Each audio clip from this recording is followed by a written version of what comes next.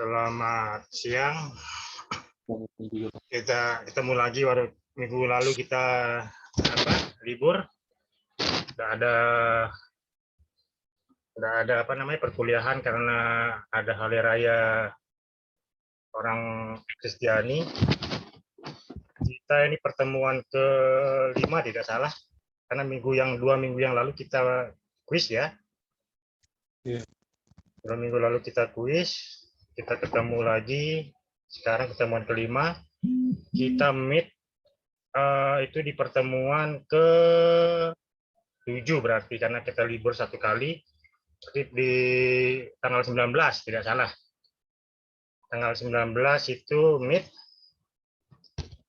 Nah, tunggu pengumuman lebih lanjut seperti apa meet-nya, tapi tetap meet-nya akan melalui LMS. Makanya saya ingatkan untuk dicek LMS-nya, jangan nanti pas ujian report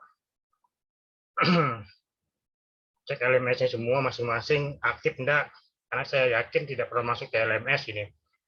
Tapi kalau kita yang sudah kuis pasti sudah pernah masuk gitu kan, kecuali yang tidak ikut kuis karena alasan kemarin itu. Makanya kita mulai cek. Kalau yang belum, segera lapor ke Pak Jaki supaya tidak ada kendala besok pas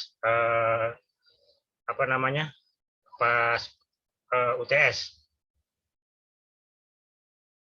Ya, ini saya materinya dulu.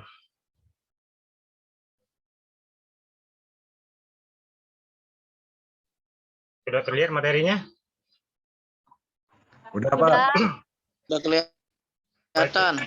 Ya, gambarnya. Kita coba review soal sejarah konstitusi di Indonesia. Karena ini penting, karena kita punya beberapa kali konstitusi yang berlaku di Indonesia. Agar lebih paham seperti apa sih konstitusi kita ini sebelumnya itu, agar tidak kemudian mengalami bingung.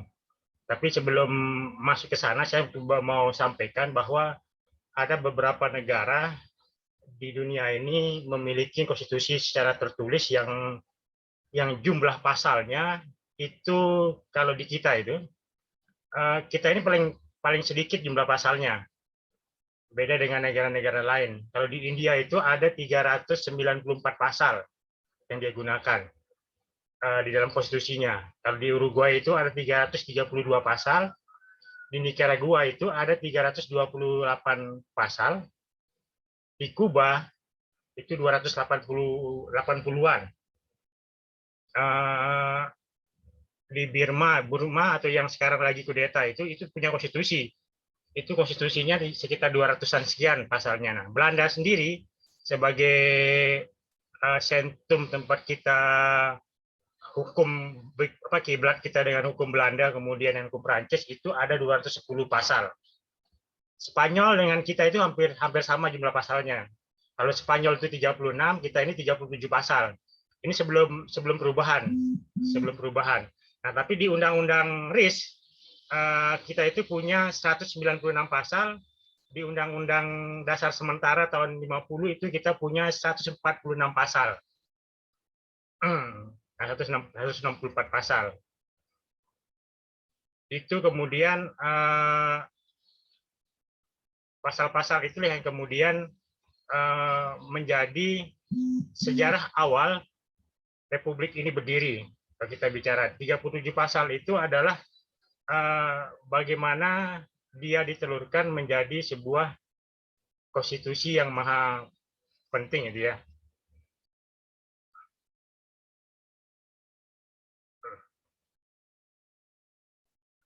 Konstitusi biasanya itu bukan biasanya, menurut hukum dia disebut sebagai hukum dasar atau ground norm. Kalau katanya siapa namanya,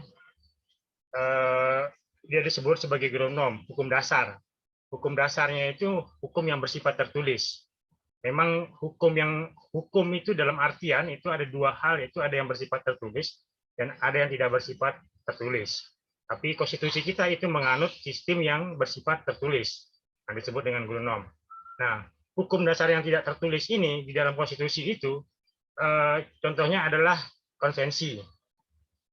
yaitu pidato presiden pada setiap tanggal 16 Agustus. Jadi, presiden setiap tanggal 16 Agustus satu hari sebelum 17 Agustus selalu menyampaikan pidato presiden. Nah, itu pidato yang tidak tertulis. Itu apa?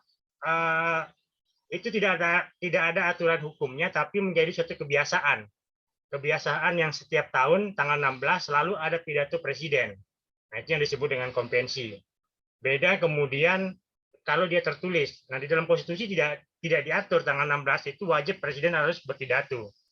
Pernah memang saya lupa di peringatan ulang tahun berapa itu presiden tidak menyampaikan pidatonya di tanggal 16. Karena bukan menjadi hal yang wajib kemudian. Makanya dia sering disebut sebagai konvensi yang sifatnya tidak tertulis di tanggal 16 Agustus. Jadi konstitusi ini sumber hukum yang tertinggi sudah kita uraikan sebelumnya. Nah, ini konstitusi yang berlaku di Indonesia. Jadi inilah hierarki sejarah dari konstitusi yang berlaku di Indonesia. Itu ada konstitusi 45, ada konstitusi RIS tahun 49, dan ada konstitusi RIS ini cuma berlaku dalam jangka waktu 1 tahun. 1 tahun malahan. Itu sekitar 9 sampai dengan 10 bulan pembelakuan konstitusi RIS. Jadi begitu dia ini zaman RIS itu makanya muncullah namanya Undang-Undang Dasar Sementara tahun 50. Kemudian kembali ke Undang-Undang Dasar 45. Setelah kembali ke Undang-Undang Dasar 45, kemudian ada namanya Undang-Undang Dasar Undang-Undang nanti Bapak kembali.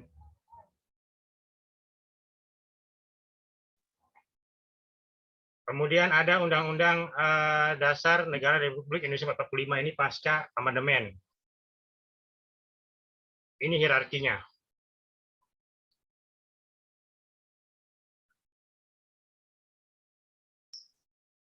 Kita coba masuk ke pembelakuan konstitusi dari tanggal 18 Agustus 45 sampai dengan 27 Desember 49.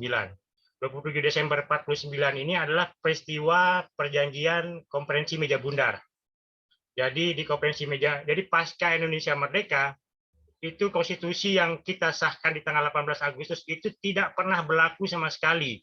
Karena apa? Karena langsung Belanda kemudian melakukan agresi. Dari tahun 46 itu peristiwa agresi militer Belanda pertama, ada perjanjian Lincar Jati, kemudian pasca itu ada peristiwa Madiun, pemberontakan Madiun, kemudian ada pemberontakan PRRI Semesta, tidak salah, di Sumatera, baru kemudian peristiwa KMB, Konferensi Meja Bundar.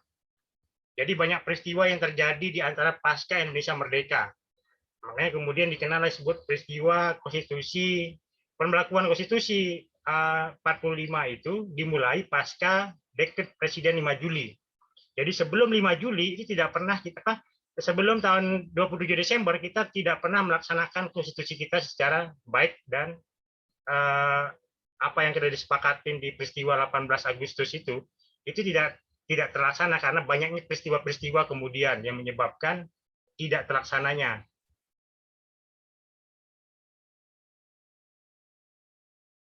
Nah, menurut bentuknya, konstitusi pertama Indonesia itu adalah konstitusi tertulis. Undang-Undang 45 merupakan hukum dasar negara Indonesia yang dituangkan dalam suatu dokumen yang formal. Bukti Undang-Undang Dasar 45 adalah konstitusi tertulis, yaitu pada naskah Piagam Jakarta menjadi naskah pembukaan Undang-Undang Dasar 45 yang disahkan oleh Panitia Persiapan Kemerdekaan Indonesia (PPKI). Jadi, Piagam Jakarta itu lahir pada sidang kedua. Kalau sidang pertama itu melahirkan Pancasila, sidang kedua itu melahirkan Piagam Jakarta, nah sidang ketiga itu melahirkan Undang-Undang Dasar 45. Tapi sidang ketiga itu sudah bicara bukan lagi PUPKI, tapi sudah PPKI. Nah, pengesahan Undang-Undang Dasar 45 dikukuhkan oleh Komite Nasional Indonesia Pusat (KNIP) yang bersidang pada tanggal 29 Agustus 45. Nah, naskah rancangan Undang-Undang Dasar 45 Indonesia disusun pada masa sidang ketua Badan Penyelidikan Usaha Persiapan Kemerdekaan (BPUPKI). Jadi ada BPUPKI, ada PPKI. Menurut sifatnya Undang-Undang 45 termasuk konstitusi yang rigid atau kaku. Jadi Undang-Undang 45 itu dikatakan sebagai konstitusi yang kaku karena dia tidak kemudian apa istilahnya elastis, tidak elastis tapi dia kaku karena hal-hal yang dimuat itu tidak mengikuti perkembangan zaman. Kenapa dia dikatakan kemudian kaku?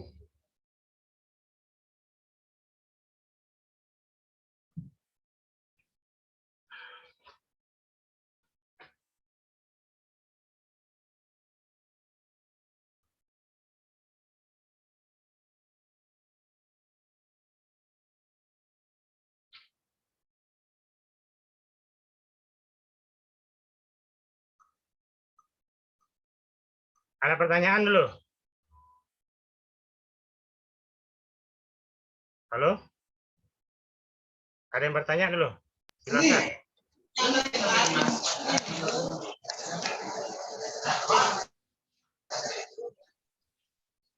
Silakan.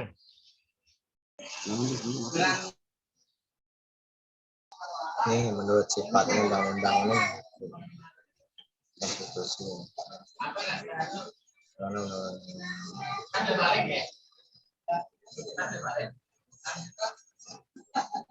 Jadi gini, jadi hukum dasar tertulis itu adalah sering disebut sebagai basic law. Kenapa disebut sebagai basic law? Karena dia ada dasar kemudian. Dasar dari pemberlakuan hukum di suara siapa ini? Saya mau dulu. Jadi dia sebagai dasar dari pemberlakuan sebuah hukum di sebuah negara, makanya yang disebut sebagai hukum dasar, atau ada yang menyebutnya Grundnorm, ada yang menyebutnya basic law kemudian. Nah, basic law ini kemudian pemberlakuannya itu tidak pernah berlaku kemudian. Kenapa tidak pernah berlaku? Karena ada peristiwa agresi militer Belanda pasca kemerdekaan itu, ada peristiwa agresi militer Belanda pertama. Kemudian ada pemberontakan di Sumatera, ada pemberontakan PKI di Madiun. Pasca itu juga ada agresi militer Belanda kedua. Sampai kemudian lahirlah KMB. Nah, di proses KMB itu Belanda dan sekutu itu menginginkan Indonesia itu berbentuk negara dalam bentuk negara bagian-bagian kemudian, atau sering disebut dengan sistem federal. Dia tidak menginginkan Indonesia itu dalam bentuk negara kesatuan, tapi keinginannya adalah dalam bentuk negara federal. Makanya muncullah negara-negara bagian kemudian. Kalau kita mau tahu sejarahnya itu, maka dia memunculkan yang namanya negara-negara bagian.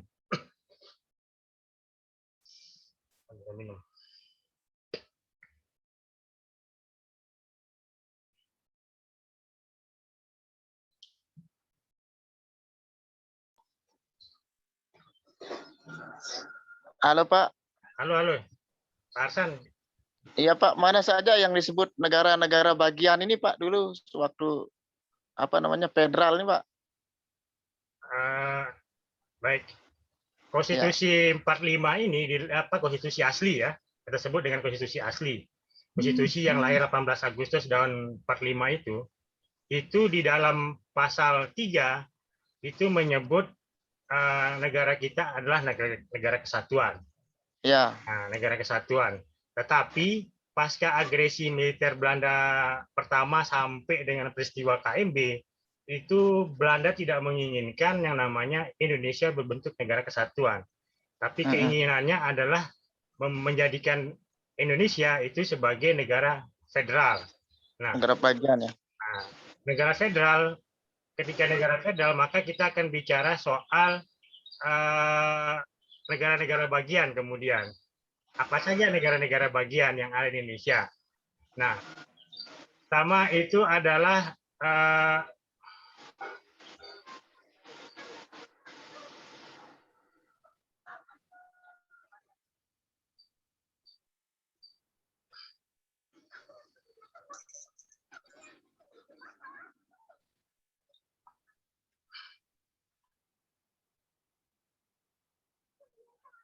sorry, agak gangguan ini di sini.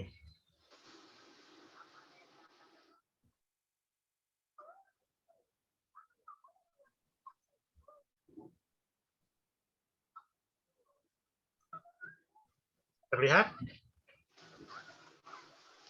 Lihat Pak tulisannya.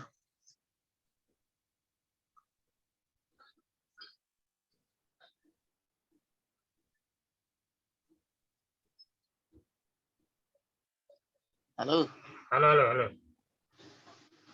udah lihat Pak menurut sifatnya ini. Dan menurut kedudukannya.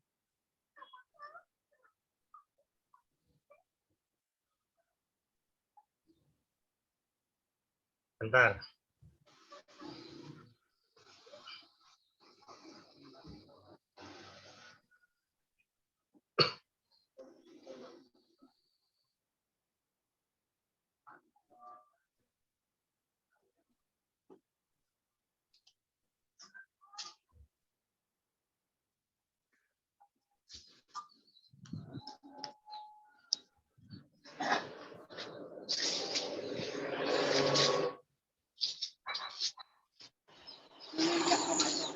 Baik. Saya lanjutkan ya. Ada gangguan teknis ini.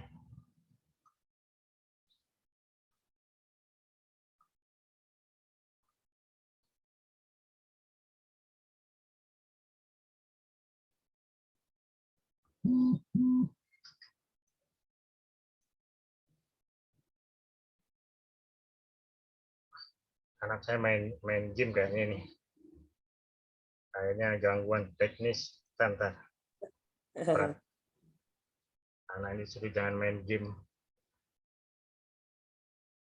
Agak berat ini.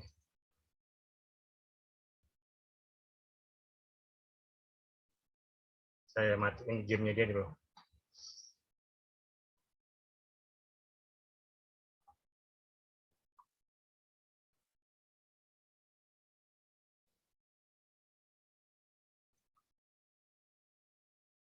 Bisa muter ya. Kelihatan nggak itunya ya? Slide-nya? Halo? Kelihatan Pak, kelihatan. Kelihatan.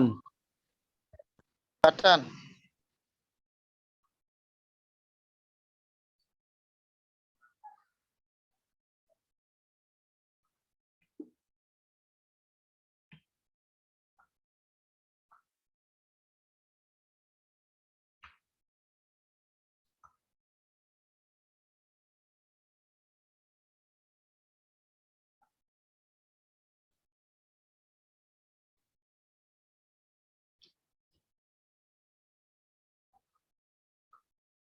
Baik. Dia ada main-main. Ada yang mau masuk itu ya? Nggak bisa masuk ya?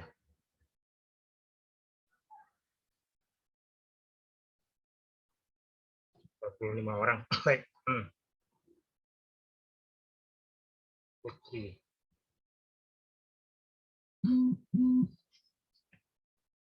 Undang-Undang Dasar 45 itu adalah saya lanjutkan tadi apa pertanyaannya Pak Arsan, mana-mananya negara-negara bagian itu. Jadi negara-negara bagian itu terbagi dalam 3 negara bagian kemudian, tapi dia kemudian dikelompokkan menjadi negara bagian Kalimantan itu ada dua negara bagian, itu negara Kalimantan Selatan, yaitu dengan Kalimantan Utara.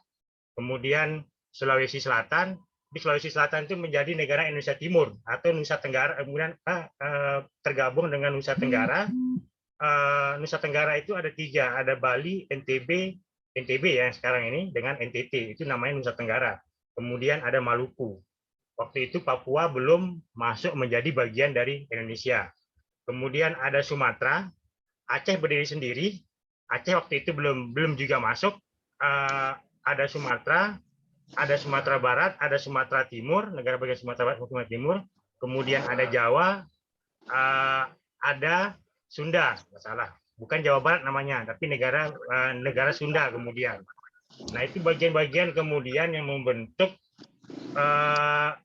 kalau kita bicara sejarah, kemudian kita akan bicara dari situlah kemudian diawali proses kenapa ada penolakan-penolakan, ada peristiwa Madiun misalnya. Ada peristiwa Madiun, ada peristiwa di Jawa Barat itu pemberontakan di semesta itu bagian dari sejarah yang membentuk Indonesia kemudian kita nafikan. Karena kalau kita mau belajar sejarah ketatanegaraan, maka kita harus belajar kemudian kedua bagian sejarah itu. Di peristiwa Madiun ada dua ada dua orang yang memberontak kemudian menjadi bagian dari hidup Soekarno. Pertama pemberontakan Madiun yang dilakukan oleh musuh dan pemberontakan PRRI di Jawa Barat yang dilakukan oleh siapa tokohnya itu. Yang kedua-duanya ditembak mati itu adalah sahabat dari Soekarno, satu guru dengan Cokroaminoto kemudian. Kalau kita bicara bongkar itu. Jadi Kartosuryo kalau nggak salah Pak. Kartosuryo. Ya. Keduanya ini adalah sahabat Soekarno sebetulnya kalau kita bicara. Tapi karena Soekarno sudah mendeklarasikan Indonesia sebagai bagian bukan kemudian berdasarkan agama, bukan berdasarkan komunis, maka dia akhirnya dengan terpaksa harus menghukum mati kedua sahabatnya. Nah, itu peristiwanya. Tapi di dua peristiwa itu ada peristiwa agresi pertama dan agresi kedua. Agresi pertama itu menginginkan Indonesia bukan negara kesatuan, tapi negara federal. Panjang debatable-nya kemudian akhirnya terjadilah pembagian kekuasaan. Kenapa pembagian kekuasaan bicara soal keinginan Inggris dan keinginan Belanda? Mana yang menjadi bagian Inggris dan mana menjadi bagian Belanda, sampai kemudian akhirnya disepakati dalam perjanjian Konferensi Meja Bundar. Nah, di Konferensi Meja Bundar baru kita bicara soal negara federal itu kemudian. Nah, negara federal itu dari tahun 49 sampai dengan peristiwa 59. Nah, jadi ada Undang-Undang Dasar sementara ya. Ada Undang-Undang RIS cuma berlaku 8 sampai 9 bulan, kemudian ada Undang-Undang Dasar sementara yang berlaku 50 sampai dengan 59. 59 itu dekret presiden.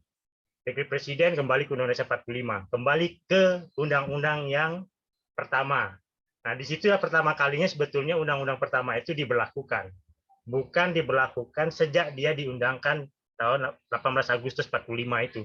Karena tidak mampu dilakukan, karena ada peristiwa hukum tadi itu, ada peristiwa-peristiwa yang menyebabkan tidak berlakunya 18 Agustus itu di peristiwa itu kemudian.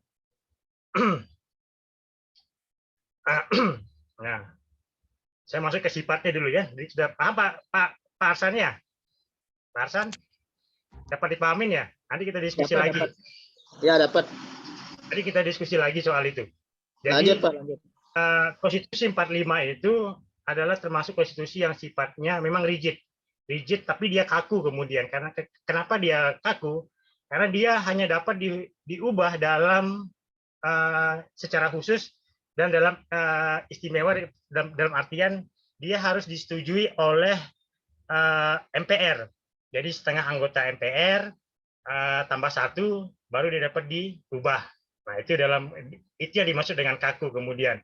Nah, kedudukannya memang dalam ini adalah kedudukan yang tertinggi karena dia sebagai sumber dari segala sumber hukum yang ada di Indonesia dalam arti kedudukan. Nah, di Undang-Undang Dasar 45 itu ada lembaga tertinggi yang kita kenal dengan nama MPR. Kalau sekarang itu MPR tetap ada, tapi dia bukan sebagai lembaga tertinggi. Nah, tapi di dalam Undang-Undang Dasar 45 dia adalah lembaga tertinggi. Kemudian ada lembaga tinggi, ada lembaga tertinggi dan ada lembaga tinggi. Lembaga tinggi itu ada presiden, ada DPA, ada DPR, ada BPK, ada Mahkamah Agung. Kemana Bank Indonesia? Kemana Komisi Pemilihan Umum? Itu tidak ada kemudian. Semua itu masuk menjadi peran dari pemerintah, peran dari presiden kemudian yang sentralistik. Nah, tapi di sini menariknya adalah ada Dewan Pertimbangan Agung. Apakah Dewan Pertimbangan Agung ini sama dengan DPD atau tidak? Tidak, dia beda. Kemudian Dewan Pertimbangan Agung itu memberikan pertimbangan-pertimbangan terhadap hampir serupa atau tidak apa ya, bisa dibilang dia mirip dengan MK, tapi bukan MK. Kemudian dia hanya memberikan pertimbangan-pertimbangan kepada Presiden, kepada DPR, kepada BPK, kepada Mahkamah Agung. Nah, di sini ininya adalah Mahkamah Agung itu hanya di peradilan umum. Jadi tidak ada peradilan agama, tidak ada peradilan administrasi, tidak ada peradilan konstitusi pada saat Undang-Undang 18 Agustus 45. Kemudian ada BPK, Badan Periksa Keuangan. Nah, hanya 5 ini kemudian yang disebut sebagai lembaga tinggi. Dan lembaga tertingginya itu ada di MPR. Karena MPR adalah sebagai hukum tertinggi waktu itu. Makanya dia banyak menerbitkan TAP MPR kemudian. Beda dengan hari ini. Memang TAP MPR masuk menjadi hierarki, tapi dia tidak memiliki konsekuensi hukum kemudian. Beda pada saat sebelum reformasi. TAP MPR yang dibentuk itu memiliki konsekuensi hukum yang harus dilaksanakan. Karena Presiden sebagai mandataris MPR kemudian. Nah, sistem ketenagaraannya, bentuk negaranya adalah kesatuan, bentuk pemerintahannya republik, sistem pemerintahannya ada presidensial, pembagian kekuasaannya disebut dengan pembagian kekuasaan. Ada DPR, Presiden, dan Mahkamah Agung. Ini konstitusi asli ya, konstitusi 18 Agustus 45. Nah, konstitusi RIS ini berlaku 27 Desember 49 sampai dengan 17 Agustus 50. 27 Desember itu adalah peristiwa KMB, Konferensi Meja Bundar di Den Haag. Jadi konstitusi RIS merupakan konstitusi tertulis karena dituangkan dalam satu dokumen. Terbentuknya atas usulan PBB dengan menyelenggarakan Konferensi Meja Bundar di Den Haag. Nah, menurut sifatnya konstitusi RIS merupakan konstitusi rigid dengan mensyaratkan prosedur khusus untuk perubahan dan amandemennya. Jadi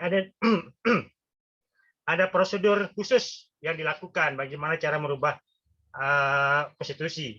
Beda dengan konstitusi 18 Agustus tadi. Dia tidak memiliki prosedur khusus, cuma syaratnya adalah setengah +1 dari jumlah anggota MPR. Kedudukannya konstitusi RIS merupakan konstitusi derajat tertinggi karena persyaratan untuk mengubah lebih berat jika dibandingkan merubah peraturan perundang-undangan. Jadi syaratnya sangat berat kalau mau merubah soal konstitusi itu dia menelurkan syarat-syarat terkait soal sistem kenegaraannya, membentuk negara serikat, bentuk pemerintahannya republik, sistem pemerintahannya parlementer. Nah, pembagian kekuasaannya ada DPR dan Senat, ada pemerintahan dan presiden, dan ada yudikatif Mahkamah Agung. Dia lebih ke sistem yang bagaimana diterapkan di Amerika. Jadi di Amerika itu ada sistem DPR dan ada sistem Senat. Itu yang sering disebut dengan sistem bicameral, sistem 2 kamar kemudian.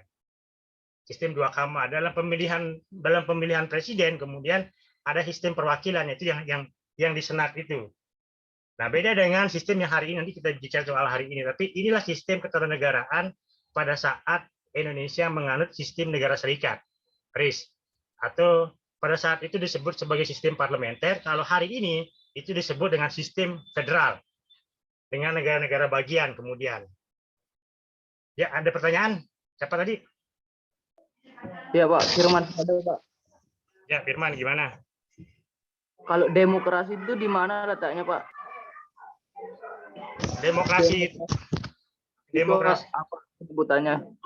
Demokrasi Atau bentuk atau gimana? Demokrasi itu kan bukan sistem ketatanegaraan.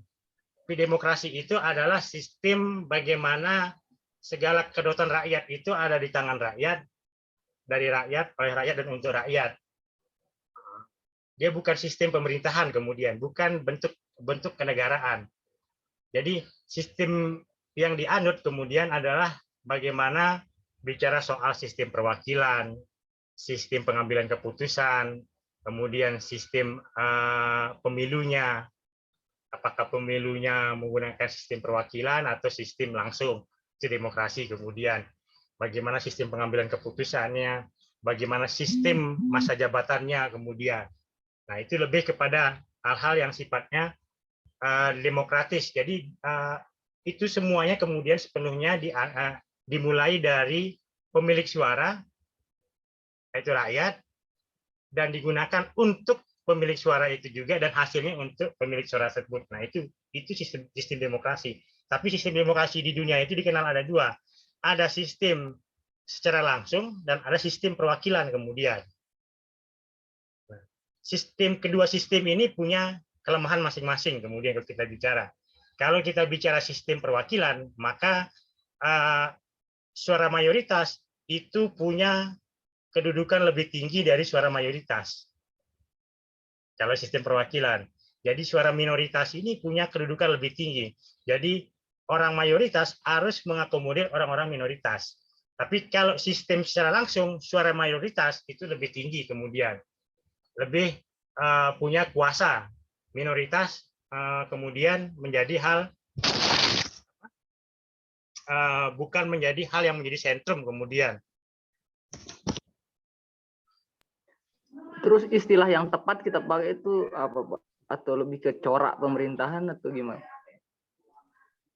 Corak, kalau bukan corak ya, sistem demokrasi itu hampir semua. Jadi demokrasi pertama di dunia itu dimulai dari Piagam Madinah. Paham enggak? Piagam Madinah. Jadi itulah memulai yang namanya demokrasi di sistem demokrasi yang tertulis ya. Kalau kita bicara konstitusi tertulis atau bicara demokrasi tertulis ya dimulai dari Piagam Madinah. Nah, Piagam Madinah itu memilih pemimpin dan perwakilan dari suku-suku kemudian. Dan dia kemudian menentukan masa keberlakuan kepemimpinan kemudian yang disebut dengan khilafahnya itu. Nanti kita bicara soal Piagam Madinah di materi selanjutnya. Nah, itulah sistem demokrasi. Memang demokrasi menurut negara-negara, masing-masing negara itu berbeda-beda. Kenapa dia berbeda-beda? Karena dia dibentuk berdasarkan karakter pemimpin pada saat itu.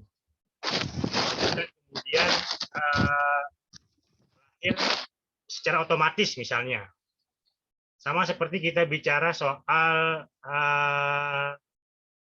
bicara Amerika misalnya. Kalau kita bicara Amerika, maka kita akan bicara bagaimana sistem yang dibuat oleh presiden Amerika yang meninggal kemudian ditembak tidak begitu lama, makanya dia dikenal sebagai peletak dasar demokrasi di Amerika. Bukan Kennedy. Tahun 18-an, tahun 17 atau 18-an. Seorang pengacara itu saya lupa namanya. Abraham Lincoln mungkin, Pak. Abraham Lincoln. Nah, Abraham Lincoln ini seorang pengacara. Jadi dia disebut sebagai peletak dasar demokrasi di Amerika. Memang orang-orang baik pasti selalu terbunuh gitu kan. Tapi orang-orang baik itulah yang akan kemudian meletakkan dasar bagaimana negara ini kemudian dijalankan. Saya lanjut dulu ya, nanti kita lanjutkan itu. Sambil jalan ketemu nanti jawabannya. Nah, kemudian ada lembaga-lembaga negara menurut konstitusi RIS. Itu ada presiden, ada menteri-menteri, ada senat, ada DPR, ada Mahkamah Agung, dan ada Dewan Pengawas Keuangan. Nah, jadi inilah kemudian tidak ada kemudian namanya Mahkamah MPR. Dia hanya mengenal presiden, menteri-menteri di bawah presiden itu, ada senat. Senat itu perwakilan, Dewan Perwakilan Rakyat itu masing-masing dari lot pemilu itu, ada Mahkamah Agung, dan ada Dewan Pengawas Keuangan. Jadi ada Bank Indonesia kemudian. Bank Indonesia itu di bawah presiden. Dia tidak berdiri sendiri kemudian. Nah, proses terbentuknya konstitusi RIS. Belanda ingin kembali menjajah Indonesia sehingga berusaha memecah belah bangsa Indonesia dengan cara membentuk negara boneka. Nah, untuk mewujudkan keinginan mereka tersebut, mereka mengadakan penyerangan kembali ke Indonesia dikenal dengan agresi militer Belanda pertama tahun 47 atau 46 tadi itu. Karena 46 itu sudah mulai peristiwanya ketika jatuhnya Jepang, Belanda masuk membonceng Nika istilahnya. Kemudian agresi militer Belanda kedua 48 dimulai. Jadi pertama dimulai 46, berakhir 47 dengan perjanjian Linggarjati.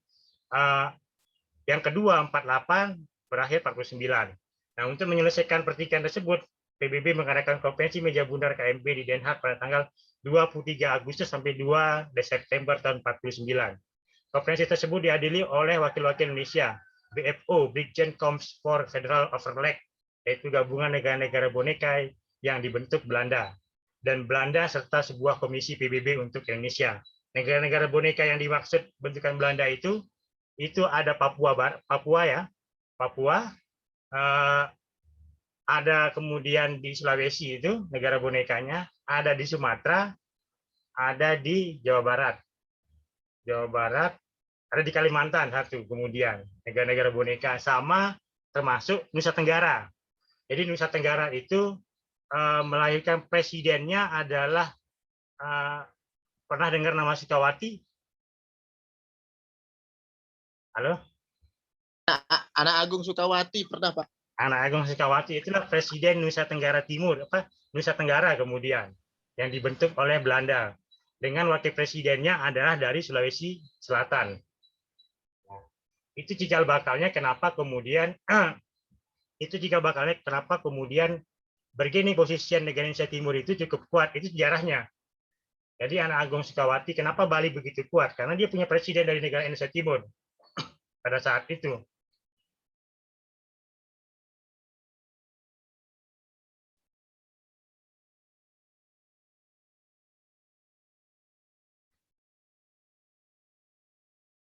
Belanda sedang PBB. Nah, KMB tersebut menghasilkan 3 buah persetujuan pokok, yaitu didirikannya Negara Republik Indonesia Serikat. Nah, ini yang dikenal dengan RIS. Penyerahan kedaulatan kepada Republik Indonesia Serikat, dan didirikan uni antara RIS dengan Kerajaan Belanda. Maka ada kemudian yang namanya uni perubahan tersebut mengharuskan perubahan Undang-Undang Dasar. Nah, rancangan Undang-Undang tersebut dibuat oleh delegasi RI dan delegasi BVO pada KMB. Makanya kemudian konstitusi RIS itu berganti menjadi Undang-Undang Dasar sementara. Karena di situ masuk kemudian keinginan-keinginan Belanda dimasukkan di dalam konstitusi, di Undang-Undang Dasar sementara, sampai terbentuknya undang-undang oleh konstituante. Itu keinginannya. Jadi konstituante lah yang kemudian menggodok undang-undang pengganti Undang-Undang Dasar sementara itu dari tahun 50 sampai tahun 59 digodok oleh konstituante. Konstituante ini yang sering disebut dengan nama Senat. Kalau sekarang kita sebutnya Senat. Senat itu perwakilan-perwakilan, kemudian perwakilan-perwakilan dari negara-negara bagian. Nah, kalau di Lombok itu ada Maulana Syekh. Nah, itu senatnya. Dia anggota konstituante kemudian. Nah, hasil kesepakatan tersebut kemudian diajukan ke KNIP untuk diratifikasi atau disahkan. Nah, 6 Desember 49 KNIP menyatakan hasil KMB dapat diterima. 15 Desember 49 diadakan pemilihan Presiden RIS. Nah, 16 Desember 49 Insinyur Soekarno terpilih menjadi Presiden RIS dan diambil sumpahnya pada tanggal 17 Desember 49. Nah, 20 Desember 1949 Kabinet RIS pertama di bawah pimpinan Dr. Muhammad Hatta selaku Perdana Menteri dilantik oleh Presiden. Jadi dia Muhammad Hatta bukan sebagai wakil presiden, tapi sebagai Perdana Menteri pertama kali. Jadi di tanggal 17 Soekarno dilantik sebagai presiden, tanggal 20 Hatta dilantik sebagai Perdana Menteri. Nah, yang dilantik oleh presiden. Jadi Soekarno sebagai kepala negara, Hatta sebagai kepala pemerintahan dalam Perdana Menteri.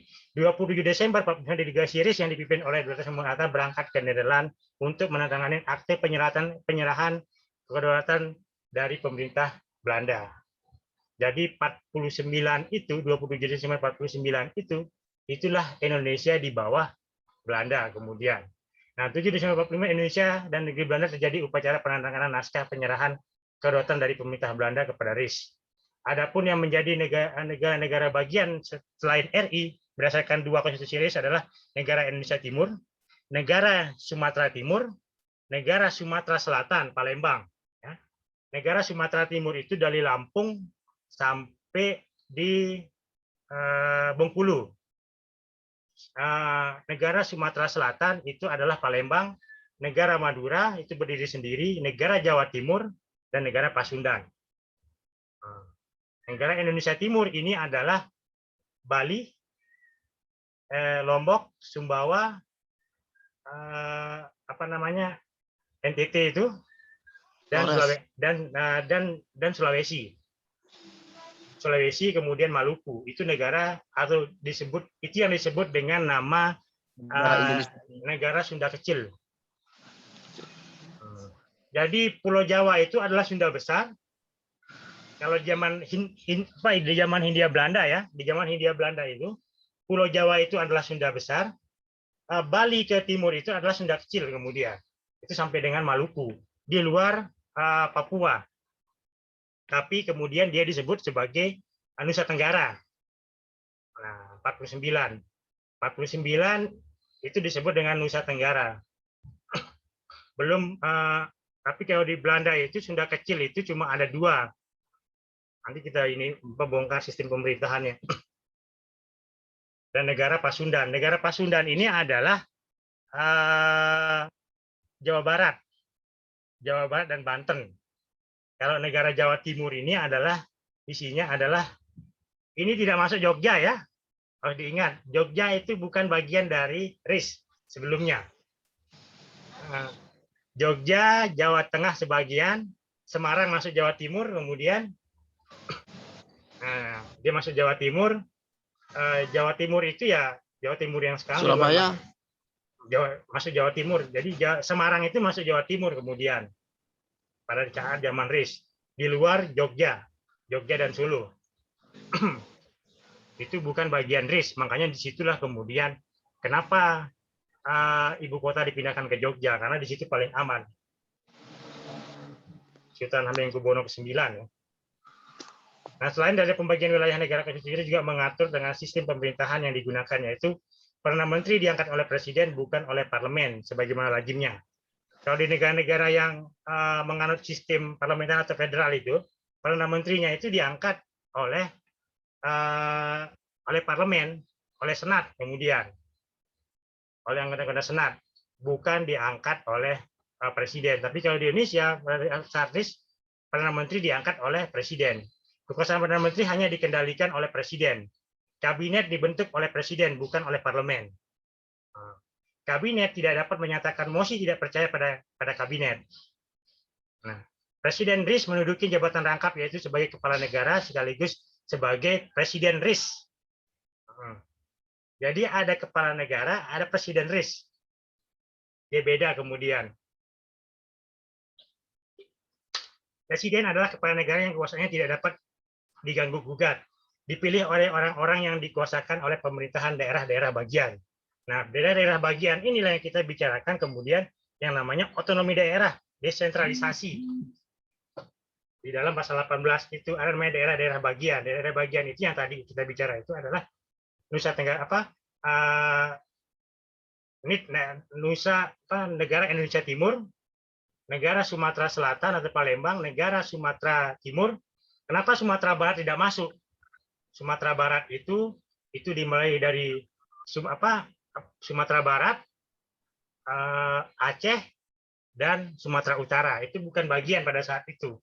Itu panjang peristiwa ya kalau kita mau cerita soal kenapa tidak kemudian dia masuk ke Indonesia. Nah, usia RIS baru 6 bulan, mulai timbul berbagai pergerakan di negara-negara bagian. Negara-negara ini hendak bergabung dengan RI untuk mewujudkan negara Republik Indonesia NKRI. Karena RIS dianggap tidak sesuai dengan jiwa dan semangat proklamasi 17 Agustus 45. Nah, pemerintahan RIS dinilai sebagai bentuk warisan penjajahan yang dimaksud untuk dapat mempertahankan kekuasaan di Indonesia. Nah, awal Mei 1990 terjadi penggabungan negara-negara bagian dalam negara RIS, sehingga hanya tinggal 3 negara bagian, yaitu negara Republik Indonesia, negara Indonesia Timur, dan negara Sumatera Timur. Jadi, RIS berdiri sendiri kemudian. Ada negara Republik Indonesia, ada negara Indonesia Timur, dan ada negara Sumatera Timur. Negara Indonesia Timur ini yang kemudian memilih presidennya adalah Sukawati. Nah, munculnya kesepakatan antara RIS yang mewakili negara Indonesia Timur dan negara Sumatera Timur dengan RI untuk kembali membentuk negara kesatuan. Makanya peristiwa 50 itu adalah peristiwa membahas kesepakatan. Kemudian disinilah dijelaskan di dalam ilmu negara itu yang disebut dengan kontrak sosial. ada kontrak sosial yang diinginkan, kemudian bagaimana negara Indonesia Timur dan Sumatera Timur masuk ke Indonesia, apa kemudian transaksinya, kemudian transaksionalnya. Nah, kesepakatan tersebut kemudian dituangkan dalam Piagam Persetujuan pada tanggal 19 Mei 50. Perubahan tersebut memerlukan sebuah undang-undang negara kesatuan. Nah, dengan itu tanggal 15 Agustus 50 ditetapkanlah Undang-Undang Federal nomor 7 tahun 50 tentang Undang-Undang Dasar Sementara UUD 1950. Ini yang disebut dengan Undang-Undang Negara Federal. Tadi parlementer, kemudian federal. Nah, sejak tanggal 17 Agustus 50 Konstitusi RI 1945 diganti dengan Undang-Undang Dasar Sementara 50 dan terbentuklah kembali NKRI. Tapi masih dalam negara-negara bagian kemudian, karena sistemnya adalah sistem federal, bukan kesatuan. Namanya NKRI, Negara Kesatuan, tapi sistemnya adalah federal kemudian. Nah, kita masuk ke bab 3. Undang-Undang Dasar Sementara 1950. 17 Agustus 50 sampai 5 Juli 59. Jadi peristiwanya hampir 10 tahun. 10 tahun berlaku Undang-Undang Dasar Sementara. Nah, menurut bentuknya Undang-Undang Dasar Sementara ini merupakan konstitusi tertulis karena dituangkan dalam suatu dokumen yang formal. Menurut sifatnya, UUD merupakan konstitusi rigid karena dalam perubahannya mensyaratkan prosedur khusus sehingga tidak semudah seperti merubah peraturan undang-undang yang biasa. Menurut kedudukannya, UUD merupakan konstitusi derajat tertinggi karena persyaratan merubah tidak semudah peraturan undang-undang yang biasa. Sistem ketenegaraannya, bentuk ketenegaraannya adalah negara kesatuan, kemudian sistem pemerintahannya adalah republik, sistem pemerintahannya adalah presidensil, legislatifnya adalah pemerintah dengan DPR, eksekutifnya adalah Dewan Menteri, yudikatifnya adalah Mahkamah Agung. Nah, padahal sistemnya adalah federal, tapi menurut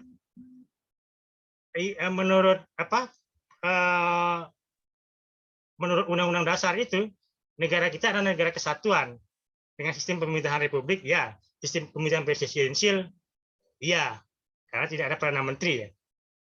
Nah, tapi kenyataannya kita bicara perdana menteri, tapi negara-negara bagian masih terjadi kemudian tidak menjadi satu kesatuan, makanya masih berlaku kemudian NIT itu tadi negara Indonesia Timur sampai terbentuknya pemisahan itu. Kalau kita bicara itu adalah NIT sampai membentuk NTB saja, Nusa Tenggara Barat itu tahun 58. Jadi Nusa Tenggara Barat itu dibentuk dengan Undang-Undang nomor 64 tahun 58. Lombok Timur dibentuk dengan undang-undang lebih tinggi undang-undangnya, tapi dengan tahun yang sama kemudian tahun 58.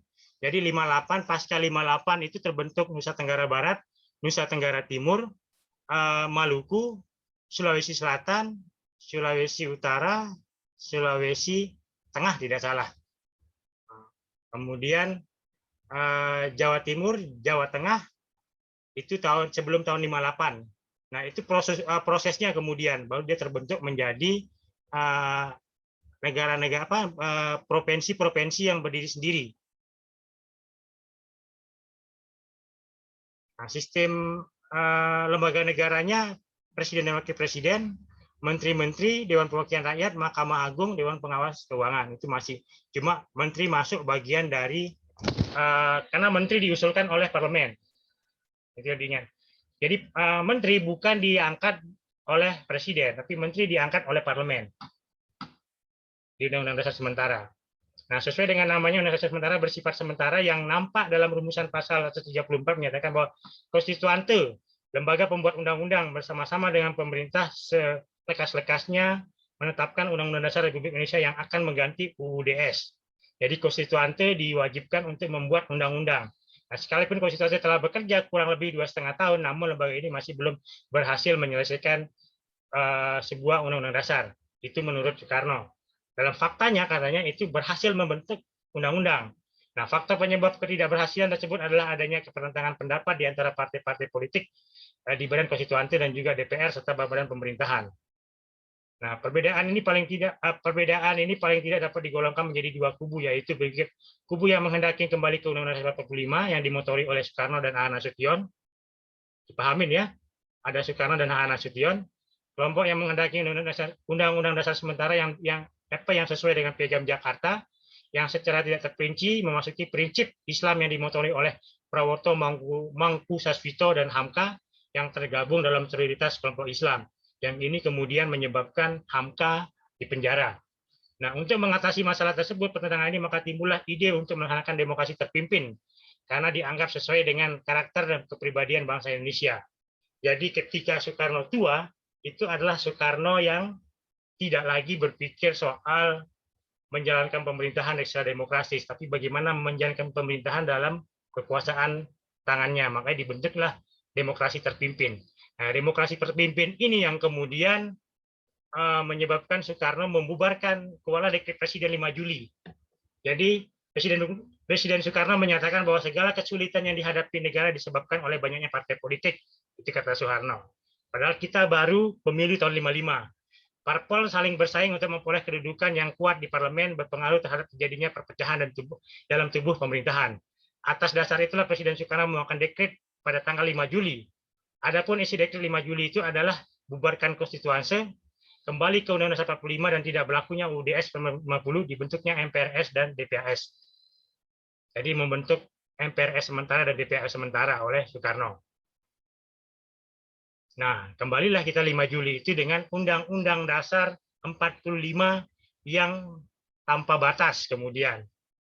Ini undang-undang yang melahirkan dua presiden yang kemudian menjadi demokrasi, presiden diktator ya, Soekarno dan Soeharto, melahirkan presiden yang hanya berumur 1 tahun yaitu Gus Dur, dan B.J. Habibie. Karena B.J. Habibie itu cuma sekian bulan, kemudian Gus Dur kurang 2 tahun, Gus Dur tumbang dengan Undang-Undang Dasar 45. Kalau Megawati lahir dan Undang-Undang pasca amandemen. Sebelum jauh ada pertanyaan dulu. Pak, berarti UUDS itu berarti UUD 45 tapi hanya diberlakukan sementara saja berarti Pak ya? Beda, enggak. UUDS itu Undang-Undang Dasar Sementara. Jadi Undang-Undang Dasar Sementara UUDS ini dibuat sebagai, jadi peristiwa KMB ya, peristiwa KMB itu. Jadi peristiwa KMB itu melahirkan Undang-Undang Dasar Sementara. Nah, Undang-Undang Dasar Sementara ini itu banyak penolakan kemudian. Penolakan dari negara-negara bagian. Makanya negara-negara bagian itu mau bergabung dengan syarat mengganti Undang-Undang Dasar RIS. Nah, dibentuklah Undang-Undang Dasar Sementara tadi itu, pengganti dari Undang-Undang RIS. Nah, tetapi di dalam proses, karena kan itu kan negara, sistem kita menganut sistem federal atau parlementer di Undang-Undang RIS. Nah, peristiwa itu yang diinginkan kemudian adalah kita ini adalah negara kesatuan, perdebatannya di situ pada tahun 49 itu, sampai memunculkan Undang-Undang Dasar Sementara. Nah, kalau kita negara kesatuan, maka harus dirubah konstitusi kita. Disepakatilah membentuk disepakatilah Undang-Undang Dasar Sementara itu sebagai langkah awal pembentukan provinsi-provinsi yang ada di Indonesia. Makanya dari peristiwa 50 itu dimulailah dari tahun 51 itu. 52 itu sampai dengan 58 itu adalah peristiwa lahirnya provinsi-provinsi yang ada di Indonesia. Provinsi dan kabupaten ya. Kita itu kenal, nggak salah itu ada bukan 27, ada 25 provinsi di saat itu. Karena Papua itu masuk tahun 62. Jadi kita mengenal ada 25 provinsi lahir. Peristiwanya di antara tahun 51 sampai dengan tahun 58. Terakhir itu adalah provinsi Nusa Tenggara Barat dan Nusa Tenggara Timur. Nusa Tenggara Barat dan Nusa Tenggara Timur itu dibuat provinsi berdasarkan adalah agama kemudian. Itu ide dasarnya. Kenapa dia agama? Karena Lombok, Sumbawa, Bali dan NTT itu beda. Bali NTB, NTT. Bali dengan Hindunya, NTB Lombok Sumbawa dengan Islamnya, NTT dengan Kristianinya. Itu ide dasarnya kemudian. Terakhir itu dibentuk tahun 58. Kalau belum Sulawesi itu tahun 57 atau 56 tidak salah. Jawa itu tahun 52. Sumatera itu 53 sampai 55. Kalimantan itu sama dengan NTB, tidak salah Kalimantan itu. Karena ada perdebatan di Kalimantan Utara. Di Kalimantan Utara antara Sarawak, Sabah dan seterusnya itu. Karena di situ kan kesepakatan KMB tidak mengganggu wilayah-wilayah Inggris. Itu yang harus diingat. Seperti yang lain ada pertanyaan? Halo Pak. Ya. Eko Pak. Ini Siapa? Pak. Arsan. Arsan, Pak. Iya Pak. Siapa Arsan? Ini kenapa Papua, Sulawesi, NTB itu dikatakan negara boneka, Pak? Saya belum paham, Pak. Negara boneka itu apa, Pak? Bukan negara boneka ya. Iya. Jadi ini, kenapa negara boneka bentukan Inggris ya, Iya. Pak Arsan? Jadi di Iya, Pak. tahun masih ingat Inggris kita linggis, Inggris kita linggis, Malaysia kita linggis tidak salah itu. Nah, soal Malaysia, kenapa kemudian Malaysia menjadi musuh buat Indonesia, yaitu peristiwa itu. Jadi ada kesepakatan tiga kepala negara pada saat itu, presiden waktu itu Malaysia bukan ini ya, raja Malaysia Soekarno dan presiden Filipina itu mau membentuk satu negara kesatuan kemudian yang disebut dengan Nusantara itu. Tapi politik Inggris kemudian memecah itu, Malaysia diberikan kemerdekaan pada saat itu, diberikan tahun 56 tidak salah ya, 56 atau 58 tidak salah peristiwanya itu. Inggris dengan cepat memberikan kemerdekaan terhadap Malaysia. Inggris kemudian menempatkan perusahaannya itu adalah di Sarawak itu kemudian. Jadi ingat, perusahaan raksasa terbesar di dunia itu cuma ada dua. Perusahaan Inggris yang ada di Sarawak itu dan VOC. Itu cikal bakal perusahaan besar. Jadi VOC ini kalau kita ibaratkan dengan hari ini, dia adalah Bill Gates-nya dunia pada saat itu. Jadi VOC ini adalah kapal dagang Bill Gates-nya dunia.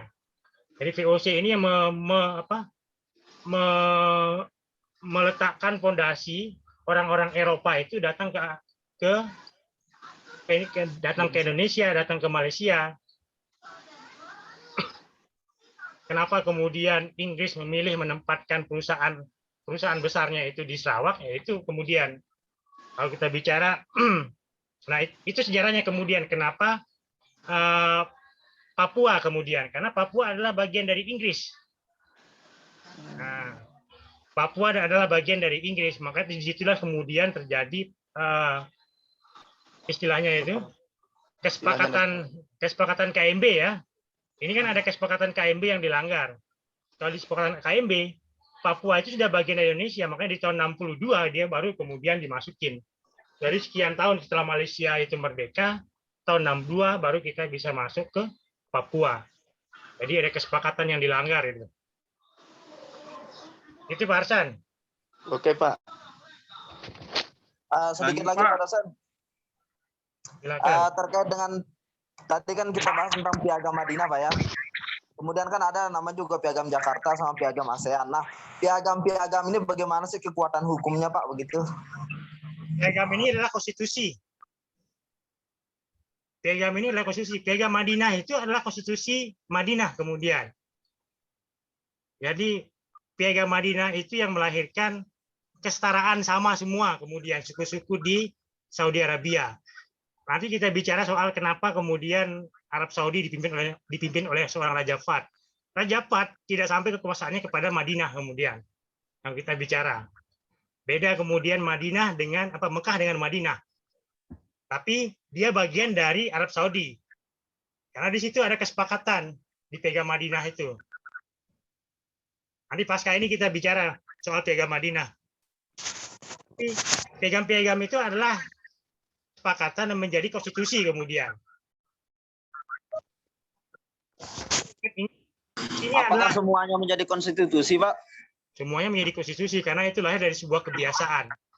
Makanya teori fiksi hukum itu kenapa dia berlaku di dunia itu, berlaku di Inggris itu, fiksi hukum itu adalah kebiasaan kemudian. Ketika orang dianggap tahu hukum itu, orang dianggap diundangkan, beda dengan kita. Kalau kita menganggap teori fiksi hukum itu ketika hukum diundangkan, kita harus mengikuti, salah kemudian. Kalau sejarahnya, fiksi hukum itu adalah kebiasaan yang kemudian dinormakan.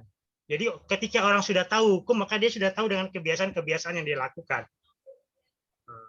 Beda dengan di Indonesia, beda dengan di negara-negara penganut civil law. Kalau civil law, sejak dia diundangkan, dia dianggap tahu hukum, tapi dia tidak tahu apa isi hukum itu sebetulnya. Karena bukan lahir dari sebuah kebiasaan, lahir dari sebuah norma-norma yang kemudian diundangkan. Bukan lahir dari sebuah kebiasaan, atau lahir dari sebuah kesepakatan.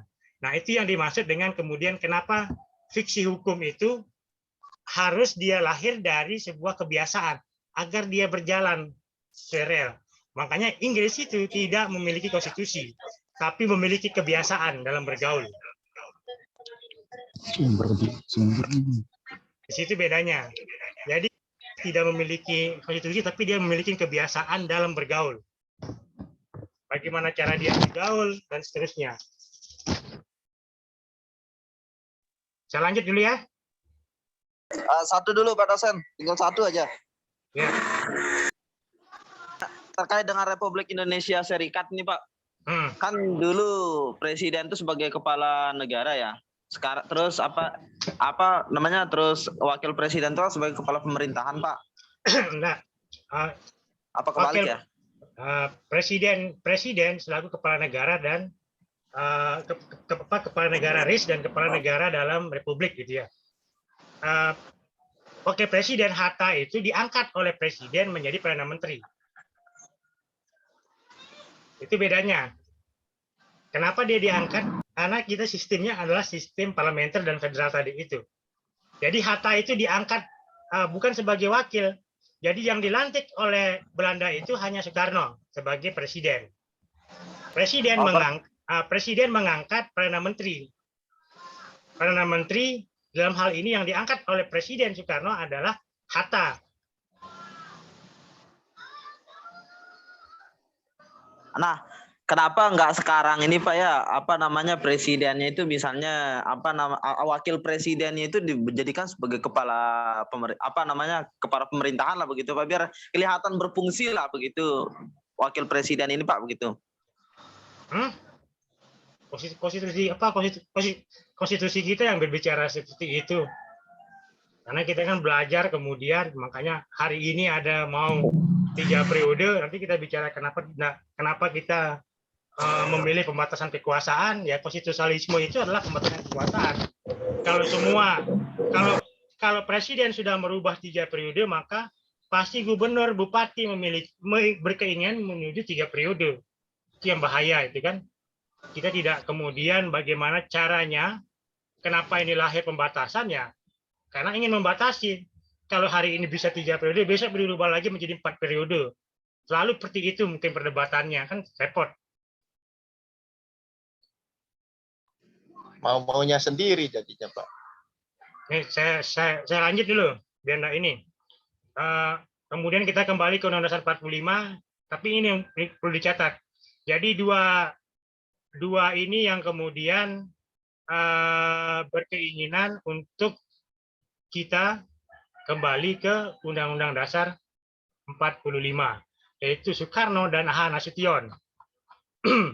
Nanti kita bisa ketemu kenapa H. Nasution kemudian peristiwanya. Ini panglima tertinggi di tentara, ini presiden. Nah, kelompok yang mengendaki sudah sesuai dengan Piagam Jakarta yang secara terperinci dimaksud adalah dimotori oleh Prawoto, Merkusucito, dan Hamka yang tergabung dalam Solidaritas Hukum Islam, kelompok Islam. Hamka yang kemudian dipenjara, Masyumi pada saat itu. Nah, untuk mengatasi masalah tersebut, pertentangan ini maka timbullah ide untuk melaksanakan demokrasi terpimpin, karena dianggap sesuai dengan karakter dan kepribadian bangsa Indonesia. Nah, Presiden Soekarno menyatakan, kemudian ini sudah kita bicara soal pembubaran bab keempat. Nah, konstitusi tertulis karena dituangkan dalam bentuk dokumen formal, konstitusi rigid dalam pembahasannya diperhatikan syarat tertentu. Konstitusi derajat tertingginya adalah Undang-Undang 45 berkedudukan sebagai hukum dasar dan pedoman pembentukan peraturan perundang-undangan. Nah, sistem ketenegaraannya berbentuk negara kesatuan, bentuk pemerintahannya adalah republik, sistem pemerintahannya adalah presidensial, pembagian kekuasaannya adalah DPR, eksekutifnya adalah presiden, yudikatifnya adalah MA. Persoalannya kemudian adalah soal presidensial. Jadi presidensial yang dianut dalam Undang-Undang 45 itu bertanggung jawab terhadap MPR. Nah, presidensial secara umum, secara hukum harfiah itu artinya adalah presiden bertanggung jawab kepada rakyat, bukan kepada parlemen. Tapi di dalam Undang-Undang 45, tapi presiden bertanggung jawab kepada parlemen. Nah, ini jadi pertentangan kemudian sekian tahun dari tahun 59 sampai tahun 98, bayangkan. Dari Soekarno demokrasi terpimpin, 66 naik Soeharto, Soeharto sampai 98, 98 naik Habibie, Habibie naik turun pemilu lagi, pemilu dengan undang-undang yang sama, konstitusi yang sama, naik Gus Dur, kemudian di MPR, baru kemudian Megawati. Lembaga-lembaga negara menurutnya adalah Presiden, MPR, DPR, DPD, ini pasca amandemen ya, DPD, BPK, Mahkamah Agung, Mahkamah Konstitusi, Komisi Yudisial. Nah, pada masa ini terjadi 4 kali perubahan, sidang umum MPR 14 sampai 2 ini, sidang umum MPR kedua 17 sampai 18 Agustus proses perubahannya. Ini sidang MPR-nya. Nah, ini peristiwanya kemudian ada amandemen sebelum perubahan, sekian yang dirubah, ada 16 bab, 37 pasal, 49 ayat, 4 aturan peralihan, 2 aturan tambahan. Dasar pemikirannya. Nah, ini hasil perubahannya. Hasil perubahannya adalah jumlah 21 bab, 72 pasal. Tadinya cuma 37 pasal menjadi 73 pasal, itu 170 ayat, tadinya cuma 49, naik 3 kali lipat, 3 pasal aturan peralihan, 2 aturan tambahan. Nah, tanpa penjelasan. Nah, di sini ada penjelasan, di sini tidak ada penjelasan. Sini perubahannya. Nah, penyimpangan terhadap konstitusi. Nah, penyimpangan terhadap konstitusi, masa kemerdekaan itu ada KENIP yang diserahi kekuasaan legislatif dan ikut menetapkan di GBHN. Kemudian menetapkan sistem parlementer, itu KENIP. Komite Nasional Pemerintahan, tidak salah. Masa Orde Baru atau Orde Lama itu mengeluarkan parameter dalam bentuk penetapan presiden, pidato presiden sebagai GBHN, pimpinan lembaga negara sebagai menteri, pembubaran DPR dan pembubaran DPR oleh presiden, itu dekret presiden, penangkapan presiden seumur hidup, pengangkatan presiden seumur hidup. Masa Orde Baru, MPR tidak berkehendak merubah Undang-Undang 45, mengeluarkan TAP MPR tentang referendum.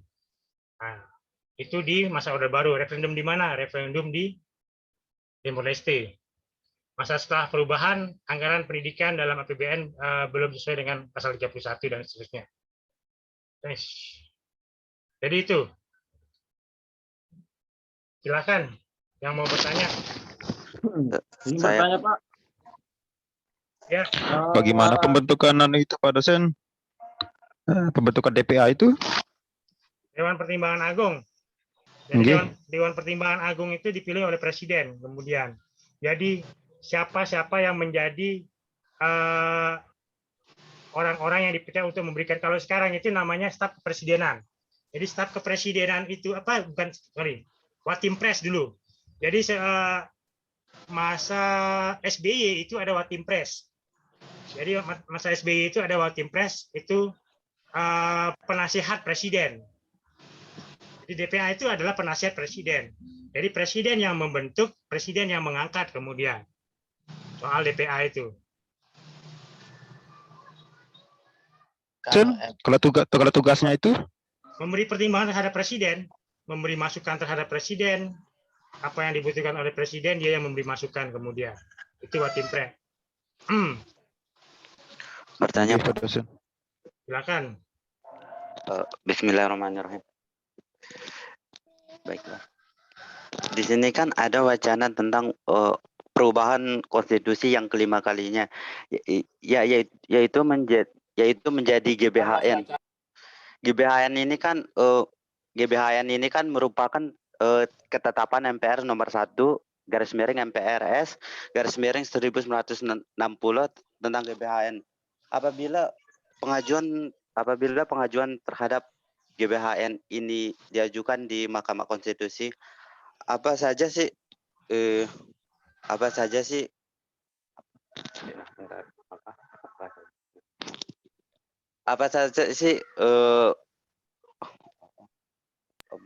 Dihafal pertanyaannya makanya Asari. ya. Oh, sebentar. Kenapa sih ada wacana tentang perubahan konstitusi tentang GBHN? Padahal kan konstitusi yang sekarang ini sudah baik, Pak. Terus? Karena ada kepentingan politik. Bodos. Apakah diperlukan perubahan konstitusi ini, Pak? Baik. Jadi pada masa demokrasi terpimpin ya zaman Soekarno itu pertama kali. Makanya ada pidato 16 Agustus sebelum satu hari kemerdekaan itu pidato terkait dengan garis-garis besar haluan negara.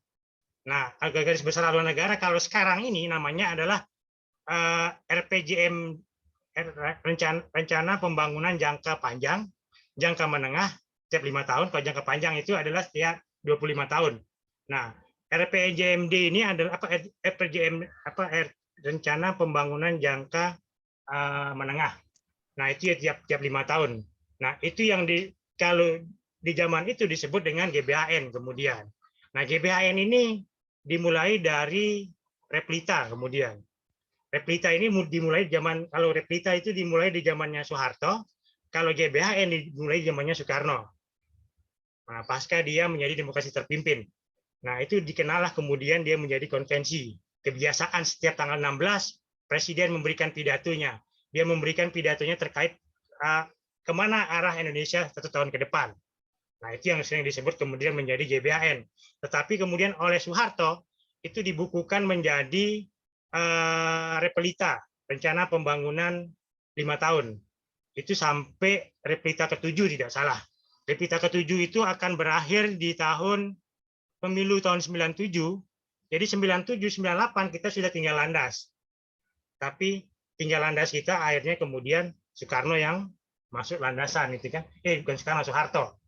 Nah, itu peristiwanya GBHN.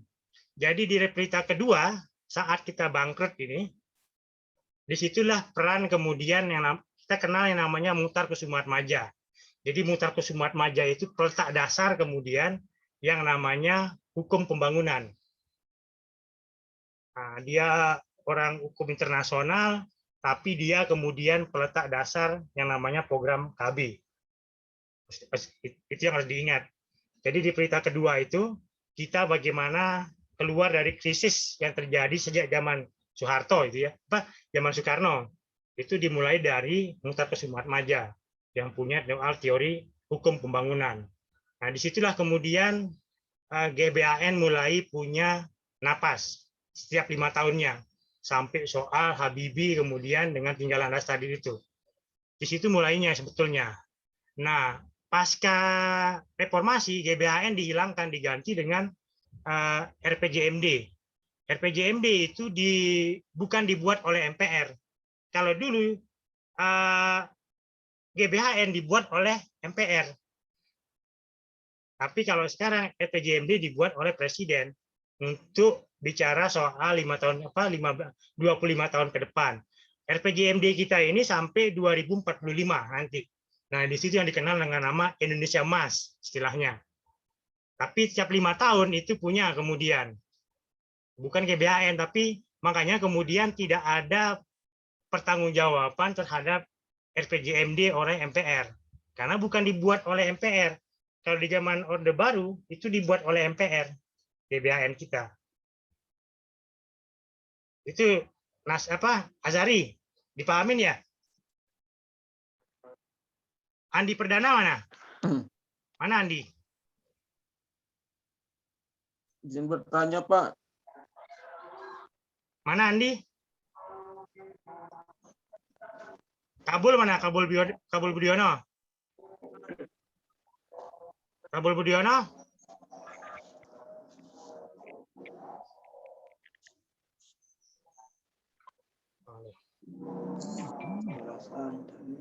Ropi Asari.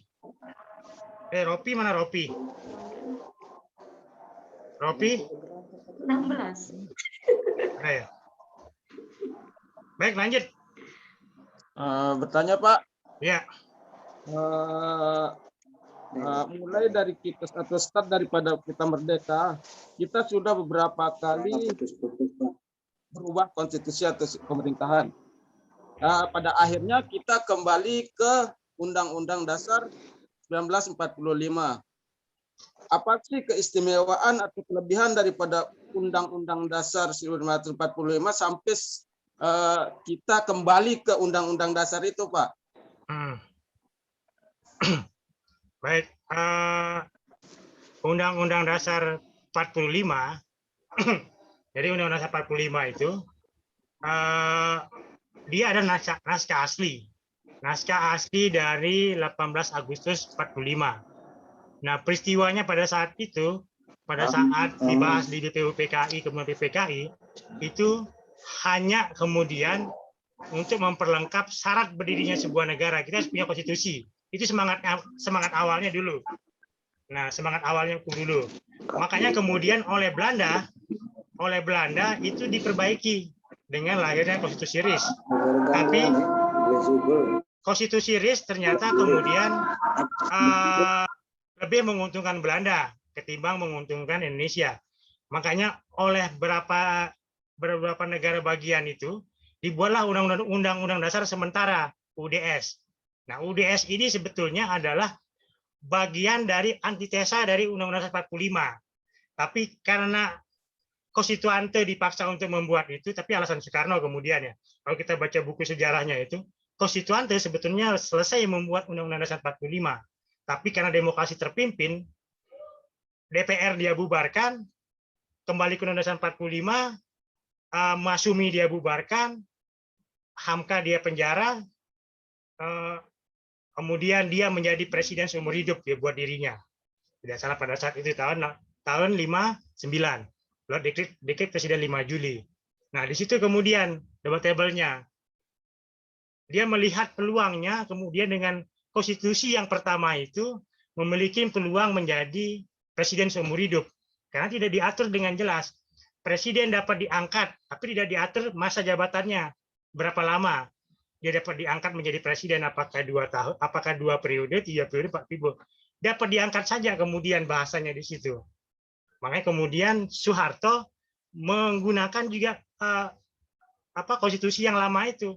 Jadi setiap pemilu dia diangkat terus tanpa batas waktu, sama dengan Soekarno. Itu menjadi demokrasi terpimpin istilahnya. Di situ, Pak Adi. Soal kelemahannya paling banyak, makanya saya katakan dia melahirkan 2 presiden diktator, melahirkan presiden yang berumur cuma kurang setahun, yaitu Habibie, dan melahirkan presiden yang dijatuhkan di tengah jalan, yaitu Gus Dur. Itu kelemahannya.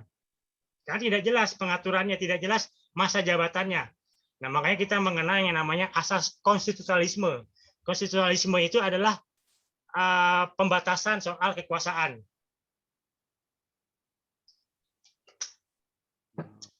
Nah, kalau hari ini kemudian ada yang bercita-cita membuat dia menjadi 3 periode, itu bahaya.